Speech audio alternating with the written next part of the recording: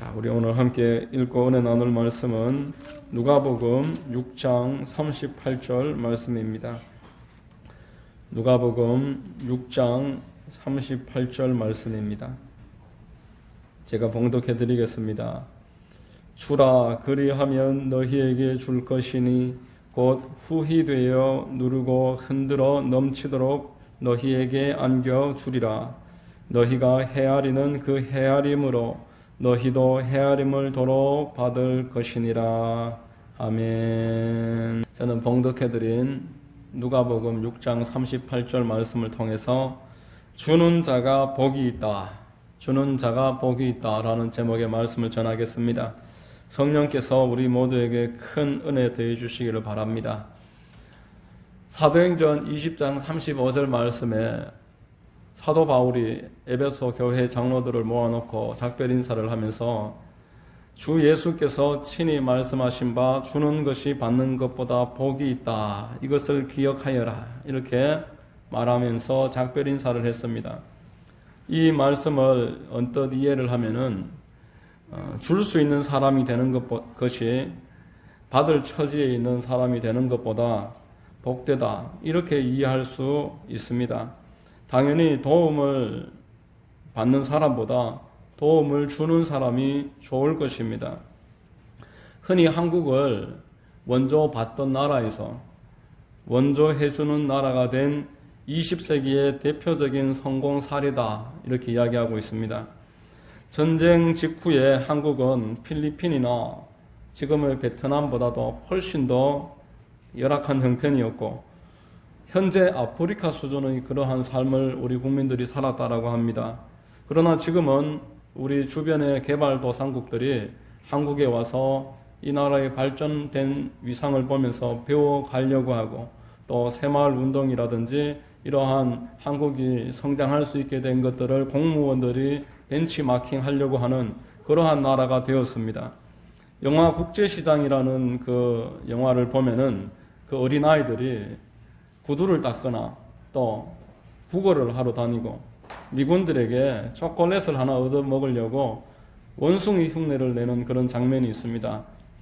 미군 차가 지나가면은 따라다니면서 원숭이 흉내를 내면은 미군들이 사탕이나 초콜릿을 던져주는 그런 장면을 우리가 보게 되는데, 그 당시에는 운동화는커녕 고무신도 없어서 맨발로 다니는 아이들이 많았고 또 책가방이 없어서 보자기에 책을 묶어서 허리에 메고 그렇게 학교 다니는 그런 시대였습니다. 그런데 그 당시에 교회도 마찬가지였습니다. 선교사들이 교회에 와서 재정을 지원하고 구제 물품을 주고 그렇게 도움을 많이 받던 나라였고 교회였는데, 지금은 우리 한국이 전혀 다른 나라가 됐습니다. 선진국 교회들도 한국에 찾아와서 이 한국의 큰 교회들을 견학하고, 제가 중국계 미국 선교사 한 사람이 한국을 방문했다가 고국에 돌아가서 말씀 전하는 내용을 들은 적이 있는데, 한국에 와서 여의도 순복음 교회도 가봤고 오살리 기도원에도 가봤고 연세중앙교회에도 가봤다면서 그 교회에서 말씀 전해본 그런 일들을 이야기하면서 자랑스럽게 영광스럽게 말하는 것을 들었습니다. 이제 뿐만 아니라 한국은 세계에서 미국 다음으로 선교사들을 가장 많이 해외에 파송하는 그런 나라가 되었습니다. 지금 세계 곳곳에 한국 선교사가 없는 곳이 없습니다. 아프리카나 저런 열대 밀림 오지에도 한국 선교사가 있고, 이슬람과 같은 그러한 위험한 공산 국가 또 이슬람 국가, 그러한 불교 국가에도 한국 선교사들이 다 들어가서 복음을 전하고 있는 것입니다. 하나님이 미국이나 한국을 그럼에도 불구하고 축복하시는 이유에는 이렇게 선교를 위해서 헌신하는, 앞장서고 있는 그러한 우리 그 하나님의 기쁘신 뜻을 이루고 있기 때문이다 라고 할 수 있습니다. 주는 자가 받는 것보다 복이 있다, 이 말씀을 이렇게 이해를 해서 어떻게든 내가 열심히 노력해서 줄 수 있는 사람이 되고자 애쓰고 노력한다면은 그것은 훌륭한 일일 것입니다.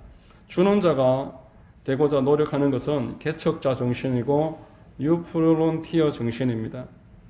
어느 지역에 가난한 그 형제가 살았습니다. 그들은 어릴 때부터 양부모를 여의고 그 공장에서 일을 하면서 틈틈이 열심히 공부를 했습니다. 하루는 그 형제 중에 형이 일하는 회사에 그 친하게 지내는 선배가 형으로부터 자동차 한 대를 선물로 받고는 대단히 기뻐하는 그러한 일이 있었습니다. 옆에서 지켜보던 그 아이가 나도 저럴 수 있다면 이렇게 한탄하는 것입니다. 그래서 그 선배가 그 아이에게 말합니다. 너도 나처럼 형이 있어서 선물을 받고 싶은 것이구나. 그렇게 이야기를 하니까 그 아이가 고개를 저으면서 아니라고. 나도 내 동생에게 저렇게 차를 선물할 수 있으면 참 좋겠다. 그렇게 이야기를 했다고 합니다.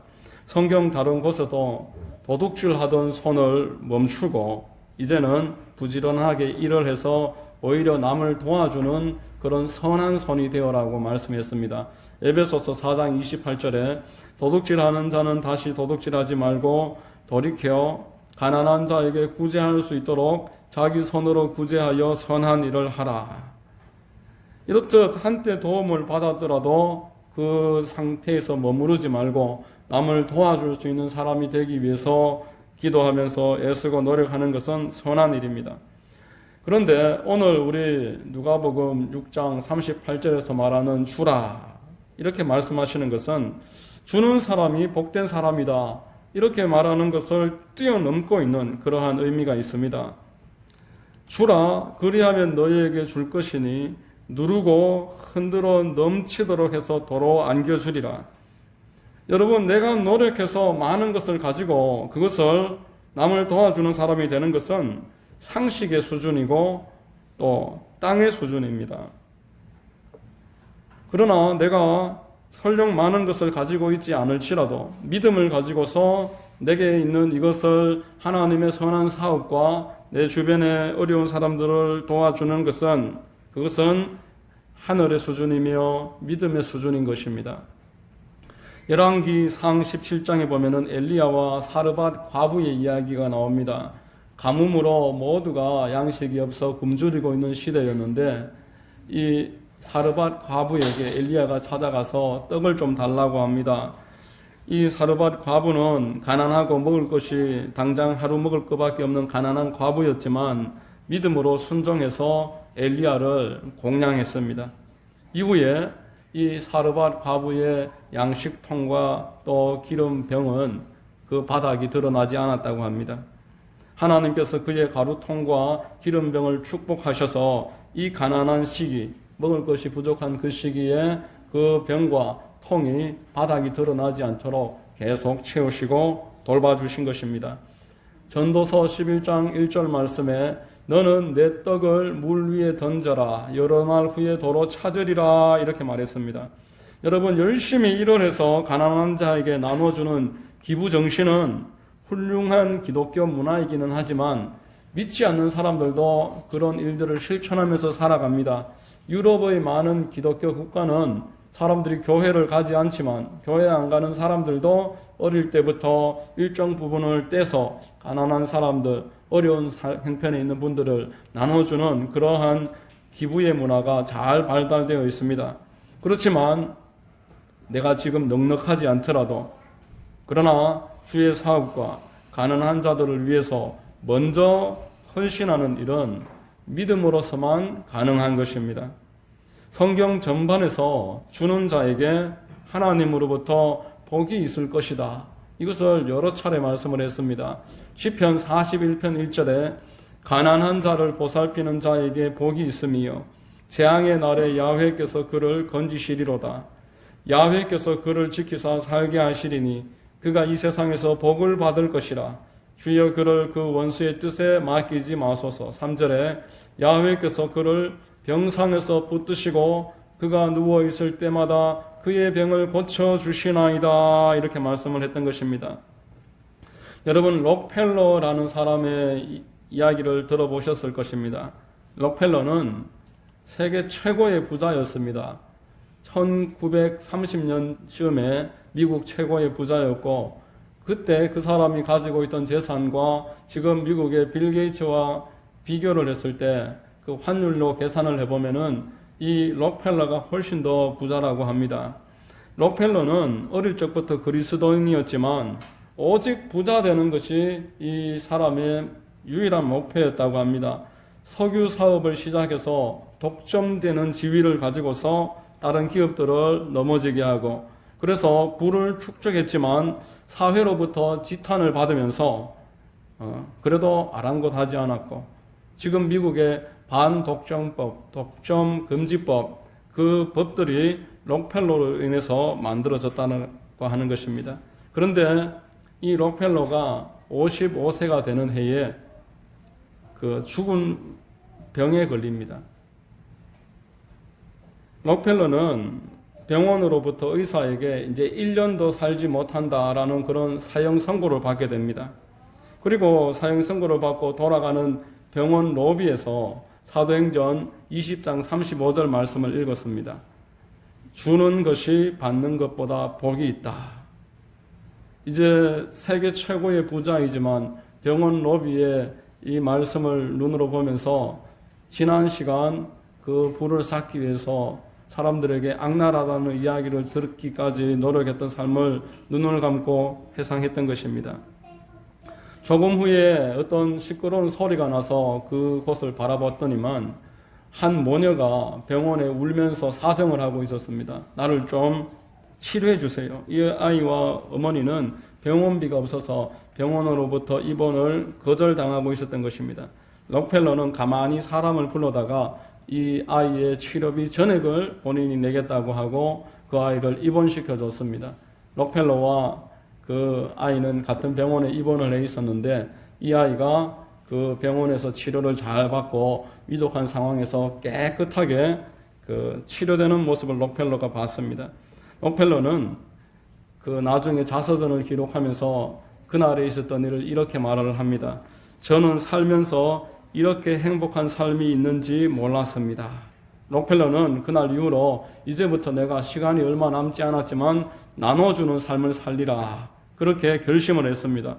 그런데 신기하게도 그 결심을 하고 나서 그가 가지고 있었던 불치의 병이 깨끗하게 고침을 받았습니다.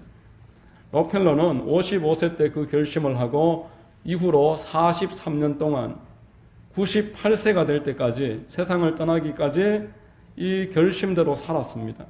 학교를 세우고 교회를 세우고 가난한 자를 돌봤습니다.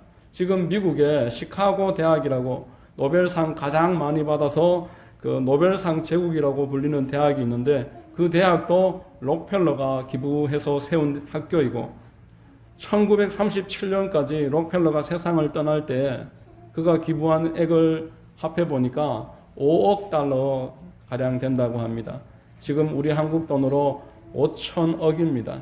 여러분, 1930년대 5천억과 지금 5천억은 100배 그 이상의 차이가 있을 것입니다. 그렇게 많이 기부하면서 그 이후에 그의 아들도 동일하게 그 이상으로 기부하면서 록펠러 가문은 미국에서 많이 기부하고 학교를 세우고 어려운 사람을 돕는 그런 믿음의 명문가로서 이름을 남겼습니다. 여러분, 나보다 부유한 사람을 우리가 어떻게 돕겠습니까? 뇌물을 준다면 모를까? 자신보다 가난한 사람에게 도움을 받을 그런 부자는 없을 것입니다. 그러나 주변에 나보다 가난한 사람들을 돌봐주는 그러한 그 태도는 믿음의 눈, 선한 눈이 필요하다고 성경은 우리에게 말씀을 하고 있습니다. 잠언서 22장 9절에 선한 눈을 가진 자는 복을 받으리니 이는 양식을 가난한 자에게 주민이라, 이렇게 말씀했습니다. 가난한 자에게 손을 펴는 것이 그게 바로 선한 손이고 선한 눈이다라는 것입니다. 반대로 잠언서 28장 22절에는 악한 눈이 있는 자는 재물을 얻기에만 급하고, 이렇게 말씀했습니다. 얻기에만 급하지 다른 사람에게 주는 일을 하기 싫어한다라는 것입니다. 디모데전서 6장 18절과 19절에 선을 행하고 선한 사업을 많이 하고 나누어 주기를 좋아하며 너그러운 자가 되게 하라. 이것이 장래에 자기를 위하여 좋은 터를 쌓아 참된 생명을 취하는 것이니라 라고 말합니다. 선한 사업을 많이 한다라는 것은 구제하는 것, 또 선교하는 것, 전도하는 것을 말하는 것입니다. 나눠주기를 좋아하는 것, 어려운 형편에 있는 사람들을 돌보는 것. 이렇게 하는 것은 결국 장래의 자기를 위해서 좋은 터를 쌓는 것으로 다 돌아온다라고 말하고 참된 생명을 누리게 한다. 이것을 성경은 우리에게 오늘도 말씀하고 있는 것입니다. 여러분, 오늘 누가복음 6장 38절에 주라라고 하는 이 말씀을 우리가 순종하기 위해서는 세 가지 가치관의 변화가 필요할 것입니다. 첫 번째, 가치관이 땅의 가치관에서 하늘을 향한 가치관, 천국 시민권의 가치관을 가지고 있어야 됩니다. 오직 이 세상이 전부라고 그렇게 아는 사람이 어떻게 내 손에 있는 물질을 다른 사람에게 나눠줄 수 있겠습니까? 이것이 나의 생명처럼 귀하다고 여기기 때문에 나눠줄 수가 없습니다. 그러나 사도 바울은 자신을 천국 시민권자다 이렇게 말했습니다. 이 땅은 잠시 지나가는 기간이고 나의 영원한 거처는 천국에 있다. 지금 내가 가지고 있는 것은 잠시 잠깐 내가 맡아서 관리하고 있는 것이지 진정 나의 것이 아니고 주님의 것이다. 그런 것을 믿을 때에 사도 바울처럼 그렇게 나눠주는 것을 실천하고 가르치는 삶을 살 수 있다라는 것입니다. 빌립보서 3장 18절로 21절까지 말씀에 내가 여러 번 너희에게 말하였거니와 이제도 눈물을 흘리며 말하노니 여러 사람들이 그리스도의 십자가의 원수로 행하느니라. 그들의 마침은 멸망이요 그들의 신은 배요 그 영광은 그들의 부끄러움에 있고 땅의 일을 생각하는 자라. 그러나 우리의 시민권은 하늘에 있는지라.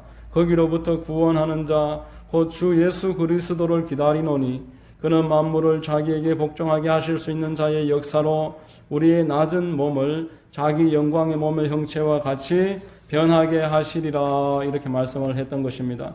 여러분, 천국 시민권자는 이 땅을 밟고서 살아가지만 하늘 위에 예수 그리스도 그분께서 언젠가 다시 재림하실 것을 기다리면서 내가 그곳에서 그분과 함께 거닐 것들을 소망하면서 살아가므로 이 땅의 것을 연연하지 않게 되는 것입니다.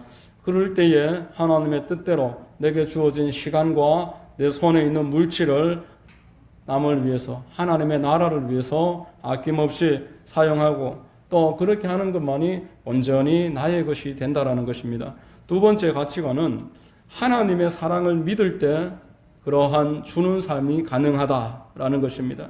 여러분, 예수 그리스도를 통해서 하나님이 나를 사랑하고 계신다라는 것을 믿는 사람은 영혼 구원에 최고의 가치를 두면서 살아가게 되는 것입니다. 로마서 5장 8절에 우리가 아직 죄인 되었을 때에 그리스도께서 우리를 위하여 죽으심으로 하나님께서 우리에 대한 자기의 사랑을 확증하셨느니라.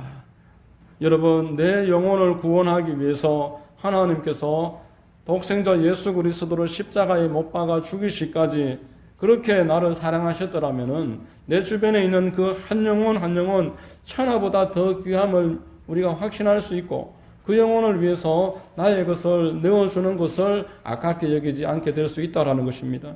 하나님의 사랑을 믿는 사람이 내 주변의 이웃에게 나의 귀한 것이지만 나눠주는 삶을 살아가게 된다라고 말씀합니다. 세 번째, 하나님께서 더 주실 줄 믿는 사람이 나눠주는 삶을 살아갈 수가 있습니다. 여러분, 하나님은 우리를 이용하신 다음에 우리를 버리시는 분이 아니십니다. 일회용 휴지 사용하고 버리듯이 우리를 쓰시고 그저 방치하시는 분이 아니신 것입니다. 우리를 쓰신 다음에 우리를 더 영화롭게 만들어 주시고 우리가 드린 것보다 더 넘치도록 채워주시는 분이신 것 믿으시기 바랍니다. 마가복음 10장 29절로 30절에 예수께서 이르시되 내가 진실로 너희에게 이르노니 나와 복음을 위하여 집이나 형제나 자매나 어머니나 아버지나 자식이나 전토를 벌인 자는 현세에 있어 집과 형제와 자매와 어머니와 자식과 전토를 100배나 받되 박해를 겸하여 받고 내세에 영생을 받지 못할 자가 없느니라. 하나님이 100배로 갚으신다라고 말씀하는 것입니다. 이 100배로 갚으신다는 것은 무제한으로 우리가 하나님을 위해서 드리고 먼저 내 손을 펴서 나눠준 것에 대해서 무제한으로 나에게 도로 나의 때에 갚아주신다라는 것입니다. 여러분, 미국의 최고 명문 고등학교 필립스 아카데미라는 곳이 있습니다. 필립스 아카데미는 1780년대에 세워졌기 때문에 240년 전에 세워진 학교입니다. 이 학교의 건학 이념이 아주 특별해서 제가 오늘 여러분들에게 소개하겠습니다. 이 학교의 건학 이념은 나 자신을 위해서가 아닌 나 자신을 위해서 살아가는 것이 아니다. 이것을 건학 이념으로 240년 전에 미국에서 세워진 학교입니다. 고린도전서 10장 31절 그런즉 너희가 먹든지 마시든지 무엇을 하든지 다 하나님의 영광을 위해서 하라. 누가복음 6장 38절 주라 그리하면 너희에게 줄 것이니 곧 후히 되어 누르고 흔들어 넘치도록 하여 너희에게 안겨주리라. 이 고린도전서 10장 말씀과 누가복음 6장 말씀에 감동받은 한 사람이 240년 전에 그 땅에서 고등학교를 세웠고 이 고등학교가 지금 미국에서 최고의 명문 고등학교가 되었다라는 것입니다. 이 고등학교가 왜 유명해졌냐 하면은 그 고등학교에 부시 대통령 아버지 대통령, 아들 대통령, 그리고 그 주지사 있는 이 부시 3남매가 다 이 고등학교를 졸업을 했습니다. 그리고 미국의 그 페이스북 창업자인 마크 주커버그 그리고 그의 공동 창업자도 이 고등학교를 졸업을 했다고 합니다. 케네디 가문도 그렇고 미국의 오바마 대통령의 그 가족들도 이 미국의 필립스 아카데미를 졸업했습니다. 미국에서 하버드 대학이나 예일 대학이나 또 스탠퍼드 대학 같은 초인류 대학에 가장 많은 학생들이 진학하고 있는 학교이고 또 백만장자가 가장 많이 나오는 학교라고 합니다. 이 학교는 예배와 기독교 교육을 의무는 아니지만 기본적으로 유수하게 합니다. 그리고 아이들이 공부만 열심히 하는 것이 아니라 리더십이 있게 키우기 위해서 스포츠를 반드시 하게 합니다. 같이 스포츠를 하면서 리더십을 키우게 합니다. 그리고 주변에 있는 어려운 사람들을 찾아가서 봉사활동을 하게 하는 것입니다.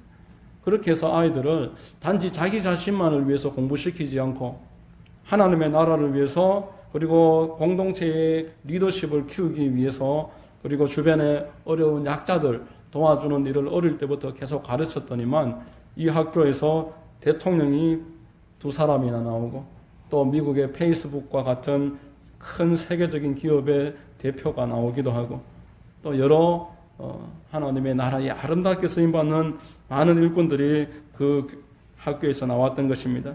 여러분, 주라 그리하면 너희에게 줄 것이니 곧 후히 되어 누르고 흔들어 넘치도록 해서 도로 너희에게 안겨주리라.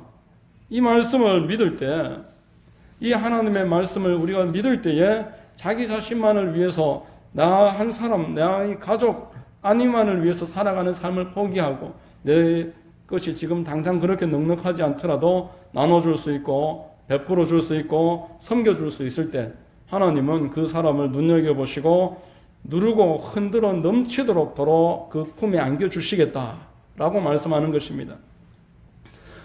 여러분, 이스라엘에 2가지 큰 바다가 있습니다. 하나는 갈릴리 바다이고 하나는 사해 바다입니다.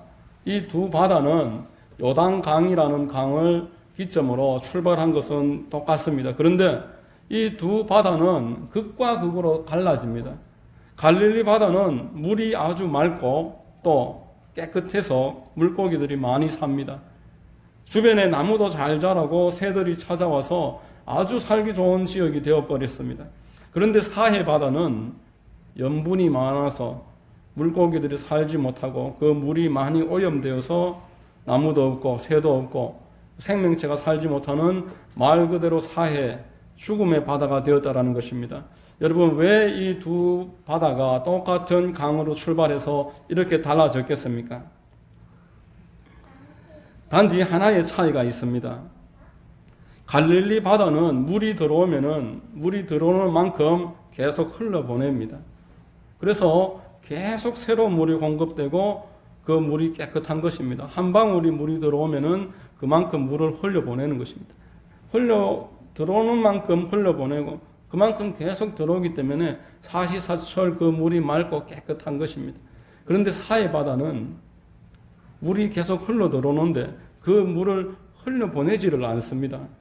이 물이 다 내 것인 것 마냥 그 물을 모아놓습니다. 그렇다고 해서 그 물이 그 자리에 머물러 있는 것은 아니고 그 뜨거운 태양볕 아래 물이 다 증발돼 버립니다. 염분은 그대로 남아서 찌꺼기들이 없어지지 않고 물고기가 살지 못하니까 물이 정화되지 않는 것입니다. 여러분, 주라 그리하면 넘치도록 채우리라. 계속 흘려보내고 나누고 베풀면은 더 채워주시고 더 넘치게 하시고 더 생명력 있게 만들어 주시는 것이 하나님이 이 땅을 축복하시는 방식이다라는 것입니다. 그래서 축복은 믿음으로 받는 것입니다. 내가 내게 있는 것을 내 것으로 고집하지 말고 흘려보낼 때 하나님은 더 많은 것을 채워주시고 더 많은 것이 공급되었을 때 또 더 많이 흘려보내면 하나님 또 더 많은 것으로 채워주시고 이것이 하나님이 저와 여러분들을 축복하기 위해서 가지고 계신 계획인 줄로 믿으시기를 바랍니다. 예수 그리스도께서도 동일한 방식으로 자기 자신을 내어주심으로 하나님으로부터 영광스러운 이름과 가장 크고 존귀한 이름을 얻으셨습니다.